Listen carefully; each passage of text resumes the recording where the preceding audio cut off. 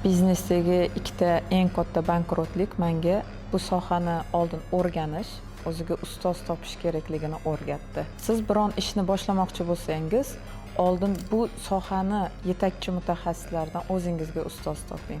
Hayotda ikkita katta bankrotlik menga biznesda oldin ustoz topish va bu sohani o'rganish kerakligini o'rgatdi. Va men albatta o'zimga ustoz topdim. Bu ustozim menga ortiqcha pullarni qanday investitsiya qilish, bu pullarni qanday ko'paytirish va moliyaviy savodxonlikni 7 yil davomida o'rgatib keldilar. Bugungi kunda juda ko'p bizneslar kredit bilan, ya'ni qarz bilan boshlangan. Buni qachonki kreditni to'la olmay qolgan paytida yana boshqa kredit olib, yana qarz olib buni yopishga harakat qilishadi. Lekin qarz bilan yopilmaydi.